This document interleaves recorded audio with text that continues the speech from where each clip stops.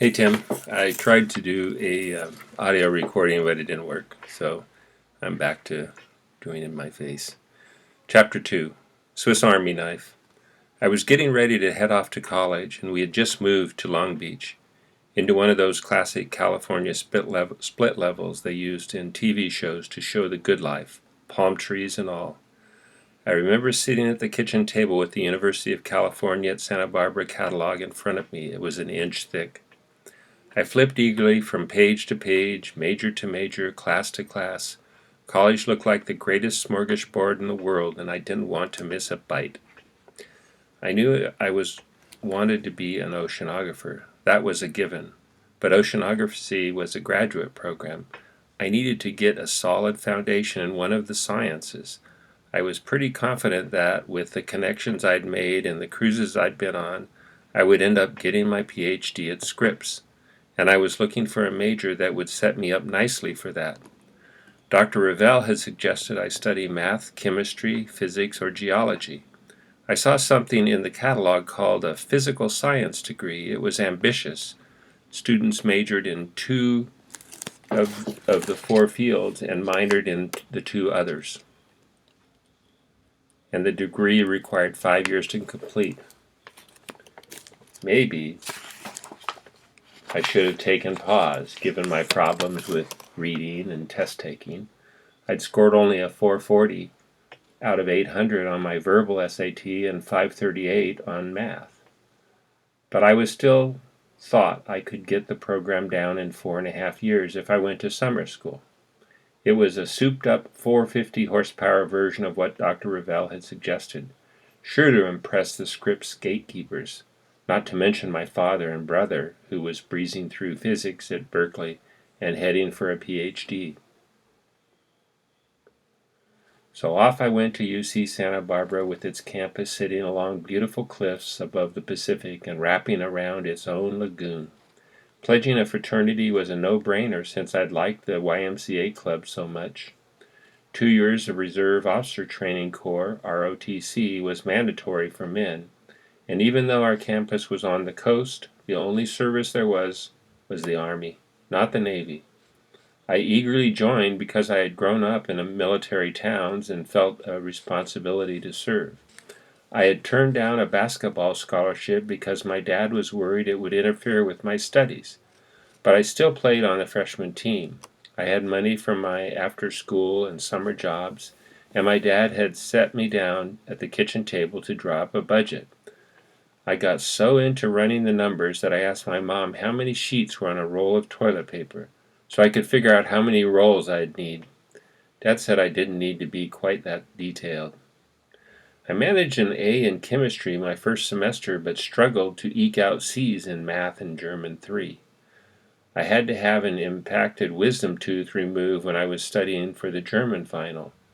Half under, the surgeon later told me I kept answering my questions in German. I decided to major in geology and chemistry. Geology because Dr. Norris was a marine geologist, and chemistry because I had gotten an A in the first class. I had to take all the core courses in physics and math too.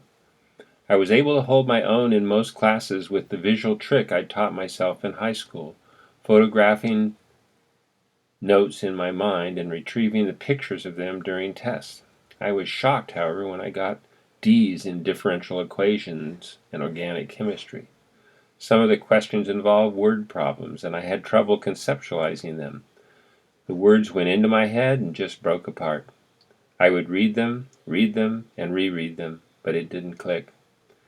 The next summer I took some courses and also worked for the Ocean Systems Group, my dad's company, North American Aviation. With President John F. Kennedy's pledge to put a man on the moon, companies like North American, which is now part of Boeing, had expanded into spacecraft and were starting to look at the deep sea as a next frontier worth exploring. My job there that summer was to put together hundreds of 3x5-inch cards on the history of deep diving submersibles. In my junior year, I was elected class president, and I managed to win over the classic California beauty, whip smart, named Lana Rose.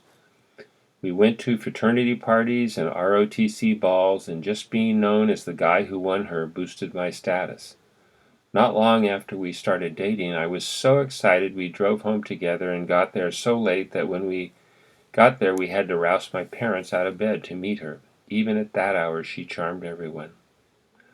It was the early 1960s and national politics was heating up on most college campuses. I had grown up in an Eisenhower Republican household, and Santa Barbara was very conservative. You didn't hear much talk about JFK's Camelot.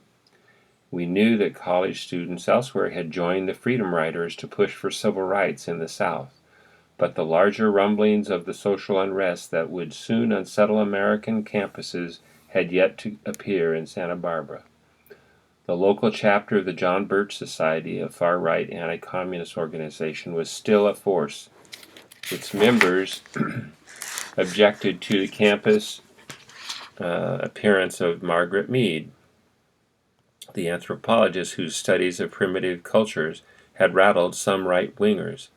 I got involved early in that fight in support of free speech, and she eventually got to talk. American involvement in Vietnam was still in its early stages. The Pentagon had sent advisors to help South Vietnam counter aggression from the Viet Cong in the north, but there was no doubt in the minds of the officers who ran our ROTC program that the United States would end up sending troops there.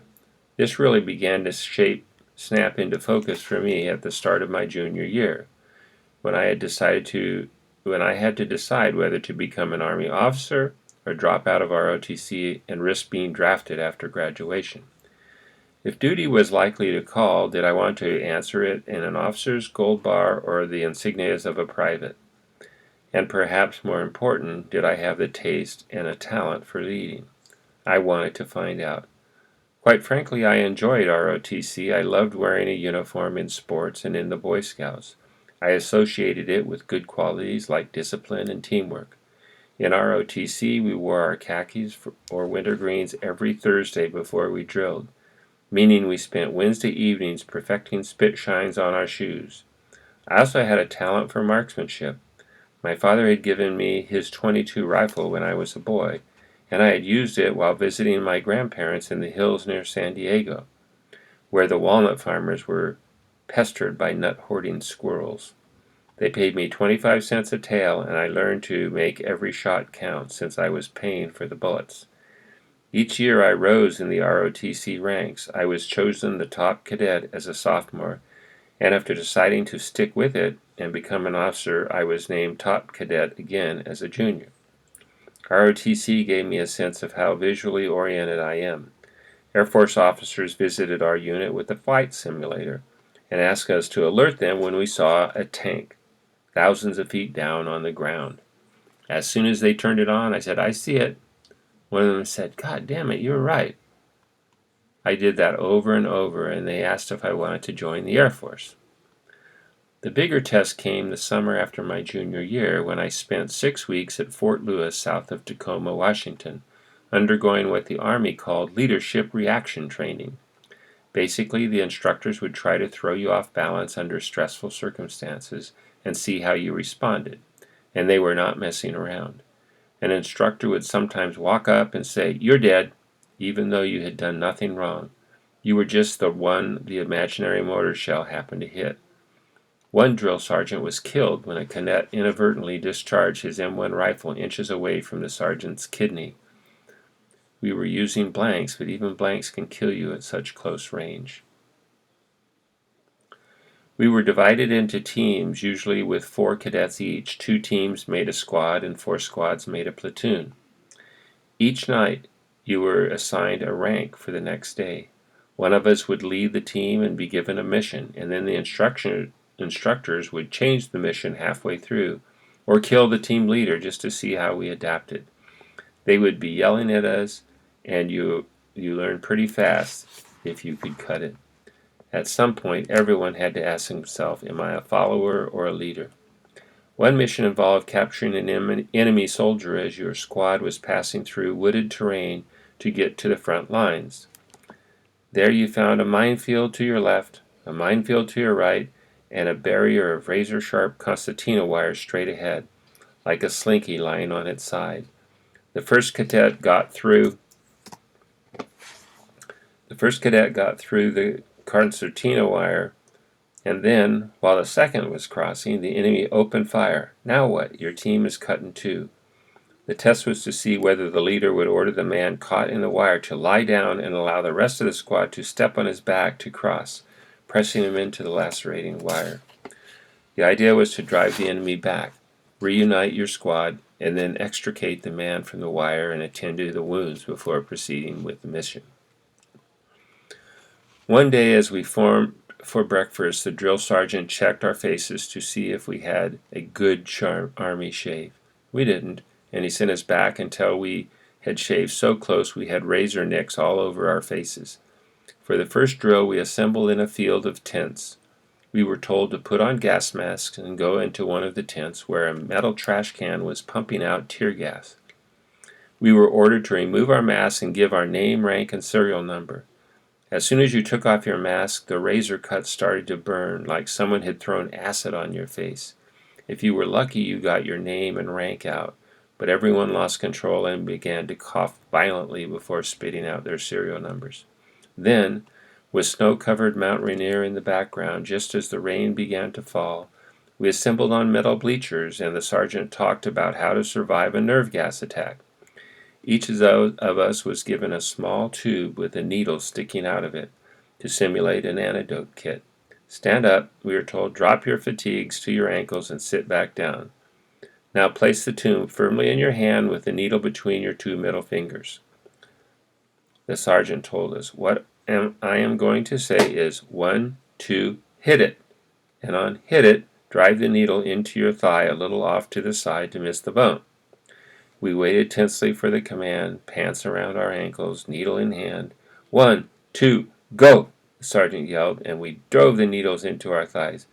The sergeant scowled at us. I didn't say hit it, he said. Now pull it out. We're going to do it again. We yanked out the needles, sending trickles of blood mixed with rain running down our legs. I could hear helmets crashing down on the metal bleachers as some cadets passed out. The rest of us listened more carefully next time. Now I'm going to come around and hit the top of the tube to make sure the needle is all the way in, he said. After this lovely piece of instruction and his painful taps, we were ordered to reassemble in platoon formation. As the brigade commander that day, I had to lead the platoons across the field. Then, all of a sudden, canisters of gas were lobbed at us, and most of the men dropped to the ground, retching violently. I was out in front, not hit by the gas, but a sergeant let me have it when I exited the field. Cadet Ballard, where are your men? Return to the field and don't come back until all your men are accounted for. Soon I was on the ground, vomiting with my fellow cadets. Over those 6 weeks, we fought with bayonets and crawled under barbed wire with live rounds flashing over our heads. I became an expert rifleman, scoring 94 out of 100, and came in 6th out of 1,400 cadets in physical fitness. I also learned lessons that were crucial to me later in perilous moments at sea. I learned that you can't know the true measure of people, who's going to run and who's going to stand, until the bullets start flying. As the drill sergeant screamed at us, some people buckled, some freaked out, and some quit. But in those tensest moments, the whole world slowed down for me. I became extremely calm, looking and thinking and trying to figure it out. I learned that leadership involves rallying your people when things go bad. But I was also taught that if someone runs, you should turn and shoot him, or else you might lose everyone else. Would I ever have done that in the field? Probably. Would I have been able to live with myself after that? Probably not.